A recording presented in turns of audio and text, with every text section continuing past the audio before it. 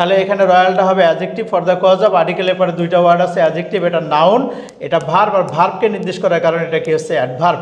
আর আমরা আরও একটা জিনিস শিখলাম, সেটা কি হচ্ছে ওয়েন ডাউন, মানে গেছে সিঙ্ক, ডুবে যাওয়া।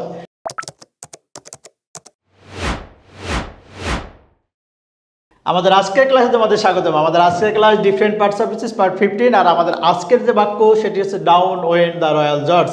এই বাক্যটি দেখে অনেকেই বিস্তারিত হতে পারে, এটা আবার কেমন ধরনের বাক্য?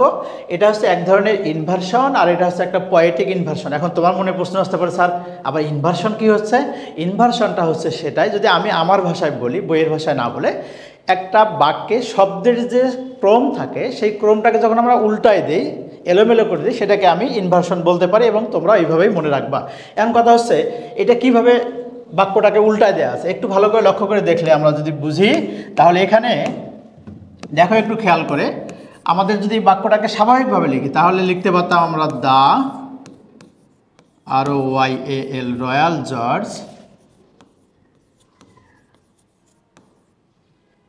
Went down. এটা একটা স্বাভাবিক বাক্য। স্বাভাবিক বাক্যে কি থাকে? প্রথমত সাবজেক্ট থাকে, তারপরে ভার্ব থাকে, তারপরে এক্সটেনশন থাকে। কিন্তু দেখো এই যে বাক্যটা, এই বাক্যটাতে প্রথমেই কিন্তু অ্যাডভার্ব আছে, তারপরে ভার্ব আছে, তারপরে সাবজেক্টটা আছে। এই জন্য এটাকে আমরা কি বলে থাকি? ইনভার্সন। আর এটা একটা কবিতা থেকে নেয়া। তোমাকে এই বাক্যটার একটা ইতিহাস আছে, ছোট্ট একটা গল্পের মাধ্যমে বলি। গল্পটা হচ্ছে 1782 সালে একটা HMS নামে একটা HMS রয়্যাল জর্জ নামে একটা যুদ্ধজাহাজ ছিল, ব্রিটিশ যুদ্ধজাহাজ। সেটা দুর্ঘটনাবশত সেটা হচ্ছে পানিতে ডুবে যায়। সেখানে 900 জন হচ্ছে ক্রু থাকে, তারা সবাই মৃত্যুবরণ করে। এই যে শোকগাথাকে মনে রাখার জন্য উইলিয়াম কাউপার নামে একজন কবি, তিনি হচ্ছে একটা কবিতা লেখেন। কবিতার নাম ছিল the loss of the royal George, এটা কবিতার নাম। সেই কবিতার একটা হচ্ছে বিখ্যাত লাইন এটা, এবং অনেক পরিচিত এবং বেশ কয়েকবার পরীক্ষায় আসা একটা line, down went the royal George with all her crew completely. এই একটা লাইন, এই লাইন থেকে এইটা নেওয়া হয়েছে। এই জন্য এটাকে বলা হয় পয়েটিক ইনভার্সন, যেহেতু স্বাভাবিক লাইন থেকে একটু ভিন্নভাবে দেওয়া আছে এবং কবিতা থেকে নেওয়া হয়েছে, এই জন্য এটাকে বলা হয় পয়েটিক ইনভার্সন।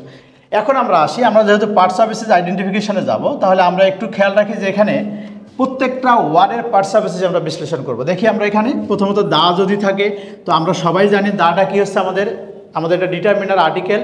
যে কোনো আর্টিকেল কোন পার্টস অফ স্পিচ হবে? অ্যাডজেক্টিভ হবে যদি দাগানো থাকে। তারপরে আমরা আসি রয়্যাল জর্জ। একটু ভালো করে লক্ষ্য করে দেখি তো, আর্টিকেলের পরে একটা ওয়ার্ড, দুইটা ওয়ার্ড। এখন তুমি বলতে পারো, স্যার এটা কি? এটা তো বাবা এসছে, এখানে আসছে এটা ভার্ব।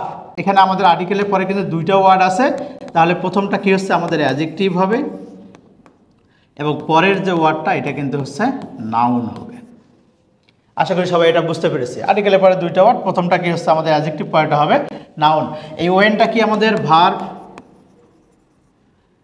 এই ডাউনটা কাকে নির্দেশ করে? এই ভার্বকে নির্দেশ করে। যেহেতু ভার্বকে নির্দেশ করে, তাহলে সেটা কি হচ্ছে আমাদের অ্যাডভার্ব হবে।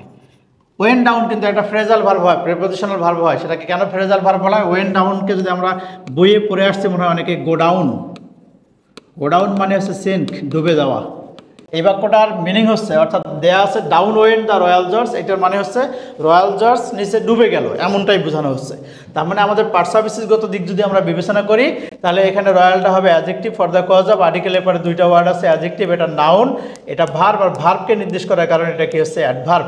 আর আমরা আরও একটা জিনিস শিখলাম, সেটা গেছে ওয়েন ডাউন, মানে গেছে সিঙ্ক, ডুবে যাওয়া, অর্থাৎ আমাদের এটা একটা গেছে ফ্রেজাল ভার্ব। আশা করি সবাই বুঝতে পেরেছি। এবং আমি ছোট্ট একটা ইতিহাস বলেছিলাম, ইতিহাসটা যদিও পরীক্ষায় না আসবে, কিন্তু জেনে রাখা ভালো। সবাই ভালো থাকি, সুস্থ থাকি, সবার জন্য শুভকামনা থাকলো। আল্লাহ হাফেজ। ভর্তি হতে ভিজিট করুন www.online.rcctube.com অথবা কল করুন 09613 662 000 এই নাম্বারে।